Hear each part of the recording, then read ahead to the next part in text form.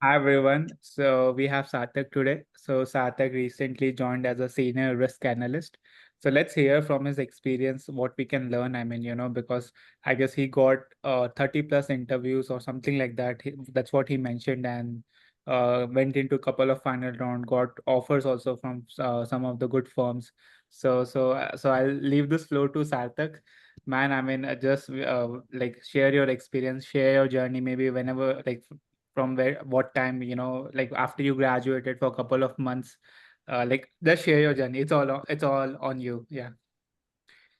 Okay, thank you, Mehul. So I would like to start. I graduated in June of 2023. And after I was struggling from the starting itself to get a job and even getting the interviews. I was also interning at a company, working as a content research intern.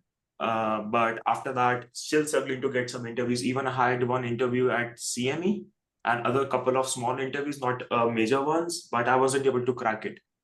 Then I joined you. You guided me the path. Started from Feb, Jan end. It changed the perspective, like because my resume and everything was polished and everything was like I started preparing the stuff, because what I believe the education stuff which I studied in financial engineering versus the interview prep is completely opposite kind of a direction, because speaking about the technical skill set is an art which eventually we have to learn to crack any interviews, and that's something which I really admire you for, because you helped me throughout that journey. I got my first interview after I joined you in February, and I got my first interview in February end at Goldman as a market risk analyst. It was my first like real kind of experience to stand up for the interview, specifically when it comes to the technical part. It went okay. I wasn't able to crack it because I was like not confident enough with the concepts. But after that, things changed rapidly. We modified the resume. Mehul helped me a lot to modify my resume and stuff. And then after that, I started getting calls. So there were some weeks where I was not getting any calls. They were like zero. And there were some weeks which I was busy 7 out of 7 days for the interviews. So that's something which I will tell you guys, that once you start getting the interviews, no, but then it would be coming in a streamline. You would be like getting 5 6 calls in a single week. So, and I was always doing at least 40 to 50 applications a day, no matter what, whether it's Monday or Sunday. I was just like consistent in my effort in that case. I didn't use any referral. I didn't use any LinkedIn referral or like networking and stuff. Everything was on the basis of job application. So recently I joined as Amazon as a senior risk analyst. And other than that, I was also having an offer letter for market risk analyst at Santander, associate, actually, market risk associate. I was having two offer letters from Bank of America, both in different teams based in Chicago, one in model validation team and another one is in market risk. Then other than that, I was having a final interview with Goldman as market risk analyst. Again, like this was the second interview for a different team, which I got at New York, based in New York. So these were the things, but I chose Amazon over them, looking at the long term perspective of my career. But overall, I would say, first of all, thanks to Mehul, because I would have never imagined to even start preparing for the stuff, and like without his guidance and without the resources for the interviews, it would not be possible. At the end of the day, I would say that irrespective of anything, any position, like whether it's a quant analyst position or whether it's like a market risk, credit risk, it's all about your resume and it's all about QFE website. Nothing above and beyond will be asked. I promise you that. So Sarthak, like I guess in the beginning you were getting rejected, right? And then in the in the middle and in the end, towards the end you were going into the final rounds. So what was the reason behind you getting rejected? Like, can you just tell everyone, like what did you observe within yourself that you started improving, and then this actually you went into a couple of final rounds and got an offer? So, well, I would say that specifically when it comes to the technical skill set, it is very important for us to practice how to present ourselves in that basis. We can gain the knowledge. Like, suppose if I would be asking a generic question to you guys right now, like, uh, how can you explain value at risk to a high school student? So that you might know the value address as a concept, but you might not be able to digest and speak out about a example at the moment. So preparation and getting the exposure of different interviews and even the mock interviews. I gave Mehul 3 mock interviews, and for the first mock interview, I was like really bad. I wasn't able to speak about any concept. It was just on the basis of my resume, nothing extra, nothing beyond. But after that, it hurt me. I was like, okay, now it is a time to take the opportunity and prepare well. Second mock interview, it was better. And third one, Mehul was confident that, okay, now you are ready and now you can actually go into the real field and crack the interviews. Yeah, Uh, yeah, sorry, but I guess after the third mock interview, I said, Sarthak, I mean, I guess now I think you are good to go. I mean, even if you give any round in the company, you'll be able to crack it because I guess I remember in the third mock, I asked him all the possible questions which he would have been asked from his resume. So, but he did accept. I guess I did posted that video on the group, so you guys can definitely check out that video. Yeah, sure. And second advice, I would say that please, I know that it's a very tough time for you, everyone, and you might not be having a kind of confident to give a mock interview. But please go for that. I would say that giving a mock interview is better than going for an actual interview and not able to crack. So you will get the reality check that what are the mistakes that you're making and what are the things that you should improve. That will really help you out. And one thing which I also did is like I was referring QFE as a website, but I was making my own notes on the side. Like I have a set of notes I will also share on the group if you guys want to have a look. So I used to read those notes of mine before going to bed every day, so that it's in the back of my mind. So I don't even have to think before answering. Automatically the concepts will come. And one more thing that I told you earlier also, that please prepare some real life examples. That is something which the interviewer, even if they don't ask, they will really enjoy that if you are able to compare it with that kind of concept. So suppose if I'm taking your interview and if I ask you, can you define value at risk? After defining value at risk, if you just simply host an example about a high schooler one, that will give a very good impression on the interviewer. Second thing, we read about the market before going for the interviews, because you should choose one niche about what you can talk about above and beyond. So I used to always talk about AI and ESG. So the internship which I was doing was like ESG based company. So these are the two topics that are really popular in the market, but none of the people have a really good knowledge all about it. And if you just throw these kind of terminologies and these kind of concepts in front of the interviewer, it will make you distinguish from other candidates. That's something which I will also recommend to each one of you. So like, like I used to read the news articles just before the interview, what is like currently going in the market. So one of the Bank of America interview, I just said that big companies like Morgan Stanley and Goldman Sachs are investing a lot in developing country treasury bonds. So that was like, oh, that is amazing. We didn't know about that. I should research about it. The interviewer was saying about that. So you have to distinguish yourself and just get a point. You can easily get it from the news articles. Also, I would say like Sarthak used to do one good thing which I would recommend to everyone. So let's say if he was, I guess he was interviewing with Regions Bank, and I guess Regions Bank recently got award for some innovator or something like that. I guess every company gets that award by some or the other organization. So you can always mention, I got to know that JP Morgan, Morgan Stanley, or any organization you are interviewing with, they got an award in this field, let's say innovation field or any field whatsoever, right? And then ask, so what's your take on that? Like, what do you think on that? So I guess when I was speaking to Sarthak, he did used to mention this thing about for like most of the firms, and that's like a good thing that as an interviewer, I think like Sarthak has done a good job because he has researched about the company, the recent news, even if there's any mergers and acquisition, whatsoever, like if they have invested highly in bonds, is what I guess Sarthak said in one of the interview. I guess that's a very good thing that you can take off from this interview. Yeah.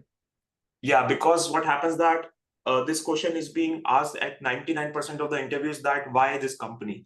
So if you would be saying that this is a highly professional company and it is like really good, this is something which average every candidate would be saying. So you have to distinguish yourself, and you can do it just on the basis of this. because your resume is just in front of the recruiter, of the hiring manager, and he knows that okay, this he has already shortlisted 15 to 20 resumes. So what makes you different is the kind of extreme knowledge that you can bring into the desk with for them. Also, Sarthak, like a quick question. So, what, every time interviewer asks you, do you have any questions? So, what kind of questions you used to ask to the interviewer? So I would always like to throw the knowledge about AI in this sense also, that I used to research, like suppose if I'm going for an interview at Bank of America. So one of the questions which one of the favorite question is that, are you using the in-house or the vendor model? Because let's first understand what is in-house and vendor models. In-house models are that they are making everything from the scratch for the bank, or other than that, they are using some third-party software to integrate the models into their system. So that was one of the question. And second question is that if I would be like, first of all, I always like to have the interviewer, the hiring manager, give an intro. So I used to get a small piece of his intro, and then I used to blend a question into upon that, so that it is more personal to him other than just the company, which really made him excited at the end. And like they used to always say that, oh, that's a wonderful question. Okay, so basically, two good question can be: are you developing? So let's say if I'm interviewing for a market risk role, and it's a quant analyst or a quant market, whatever, what a quant risk analyst role. So one good question can be: so when you is the team developing a in-house model or they are using vendor models? And second is about the interview itself. Thanks, Sarthak, on that. Also, like Sarthak, like what do you think? Which all subjects are important for your for interviews? So what I understand, like in all these interviews are based on what you have written in your resume, but overall, what do you think? Which all subjects were helpful to you? Well, I would say that majorly, if it totally depends on the role that you're applying for. But if suppose, let me start with the, if you're going for a quant analyst role, okay, not towards the trading side, but analyst side, then in that case, you should be well prepared about the value at risk. And fixed income is very important.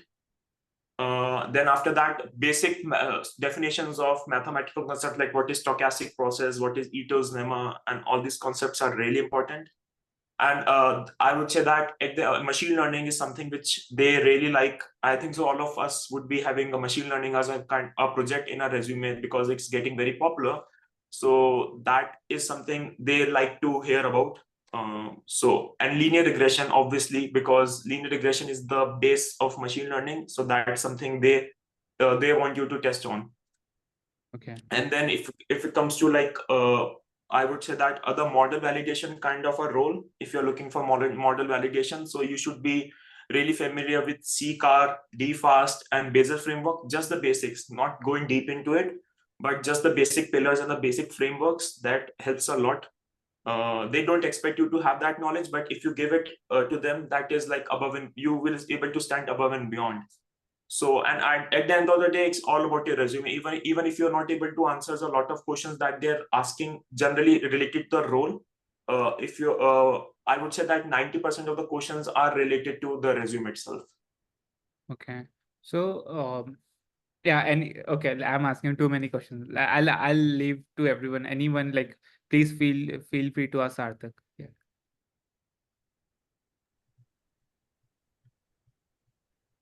I have a question. Yeah, please go ahead, Gaurav. Go first.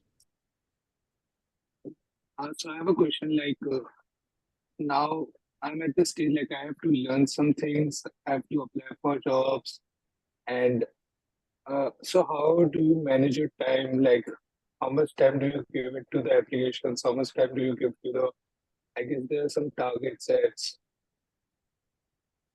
Yeah, sure. So I would share my schedule for the same. I used to concentrate more towards the studies and use my extra time for applications. Like, because suppose if I'm waking up in the morning or the morning, then I would be starting studying, and by the evening when my energy is down, when I just wanna like watch the TV or just talk to my parents, on the side I was always doing applications. I never used to waste that time. So make it a rhythm, because I would say that application doesn't take a lot of energy studying does. So just you have to basically divide it at 70-30%, but at the same time level up yourself to do at least 40 to 50 applications a day. That's something which is really important. Yeah. Also, Sarthak, like how many applications in total like you did as of now? Like That's a complex question. It's like a math solution, I would say, but yeah, let's calculate. If you're looking at like almost, I would say that if you're taking an average of suppose 30 applications, let's take an average, and for almost a year, so more than 10,000 plus applications at least, I'm saying. no, so in last 4 months, I'm saying. Like, Okay, last 4 months, if you're looking at, so yeah, same, you can get 40 applications on an average. So 40 into 120, so it will be but 4,000 applications, approximately 3,600 to 4,000 applications. man, that's a lot. That's a lot. I guess then we need to improve more resume. Yeah, but yeah, man, I mean, market is tough, I guess. But I guess a lot of, so I'm also talking to a lot of mentees. I guess when you started, it was February, March, and then the market picked up, I guess. But I do talk to a lot of you guys, and I guess someone has 8 interviews in the bucket. I recently got from one mentee, they have 2 interviews in their bucket. So I guess I guess it takes some time, few weeks, and then you will, I guess, get more and more interviews. So I guess Bhupesh had some question, right? Yeah. Yeah. So, hi Sarthak. So you told me that you said that many of the times your company asked you, 99% of time company ask you that why do you want to join this company, or why are you interested in this role? And you said that we need to do a research so that we should stand out from the other candidates. So what was your response, and how did you approach to this question? Means that made you stand out from the other people. Well, two things which I would say that for me, I used to search for two things before the interviews. One was company name space artificial intelligence. So that is something which is like a hot topic. So I used to read what is on the website of the company about artificial intelligence. Other than that, I used to just search the company name and go to Google News and filter it out for a last week, so that I know what is the latest news going on. Even if in case I'm not able to find the refined news within a week, then I will go for a month. So that's something which really helped me out. And second thing, what I used to do is that if I got to know about the hiring manager's name, so there is a feature on LinkedIn. If you go to someone's profile and click on more, you can save the file as PDF of the person as a of the whole LinkedIn profile. It's like a kind of resume. So I used to read that and understand what kind of background does he or she is coming from. That maybe I can pick up a point which would be interested.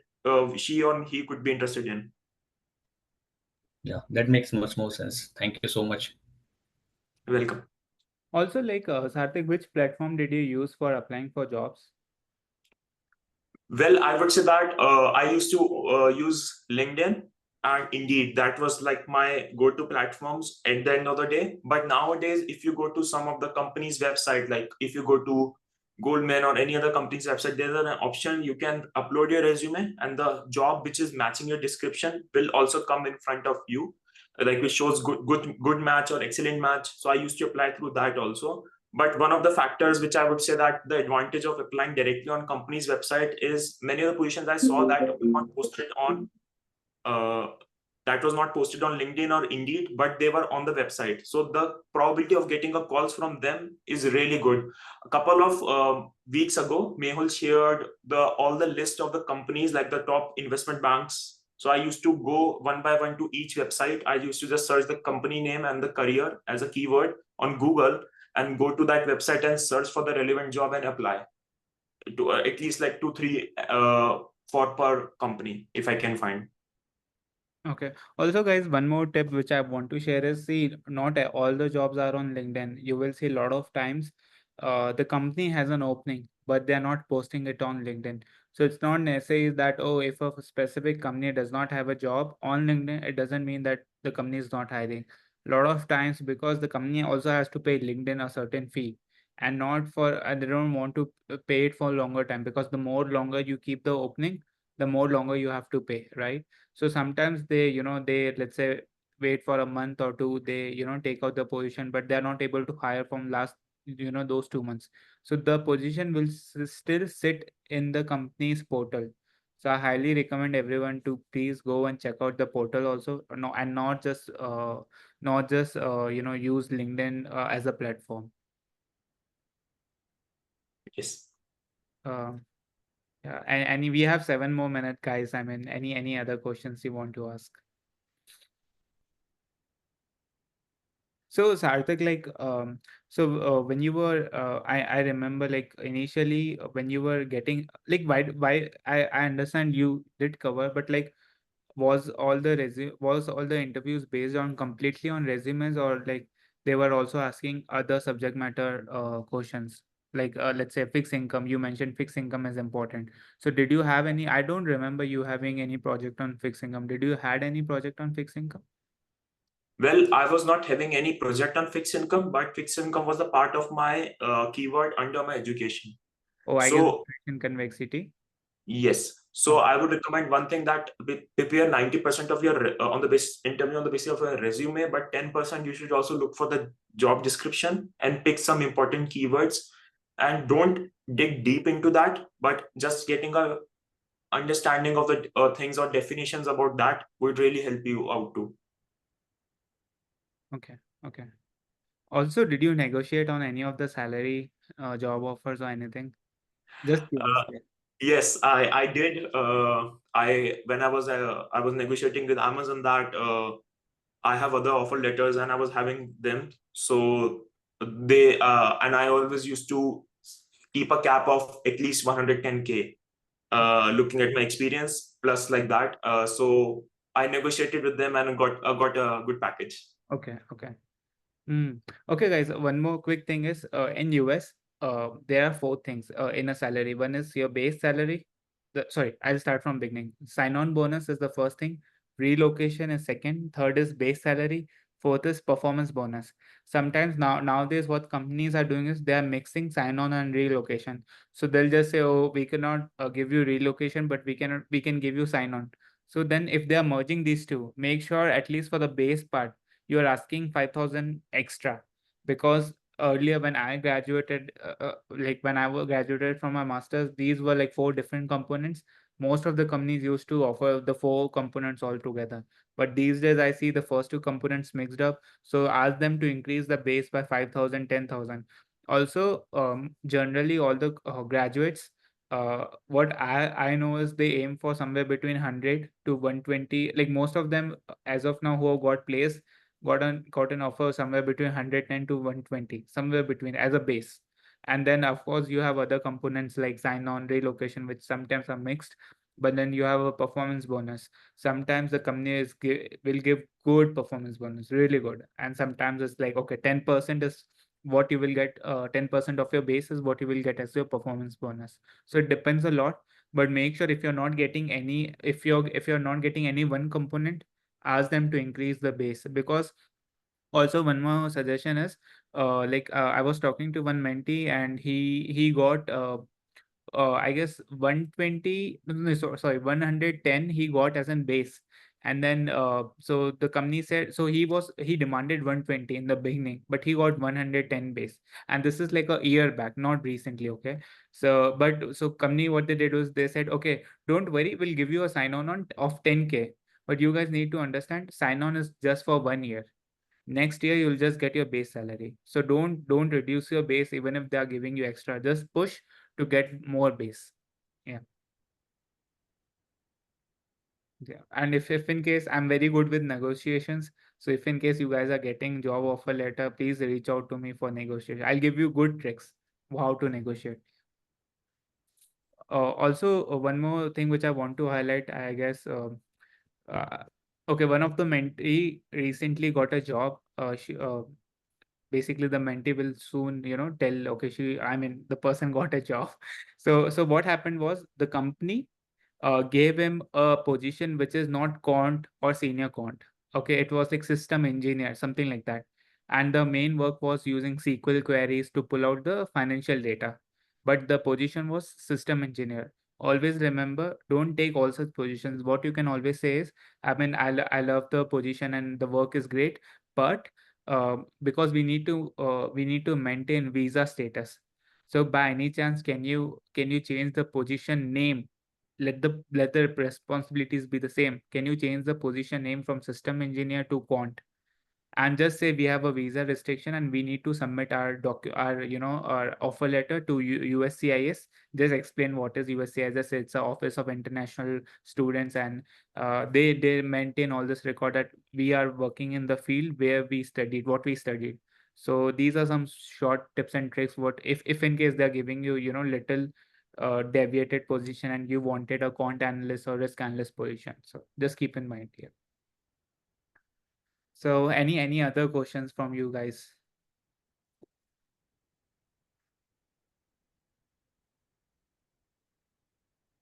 Cool. So thanks, Sarthak. Thank you so much. I'll just stop the recording. Yeah.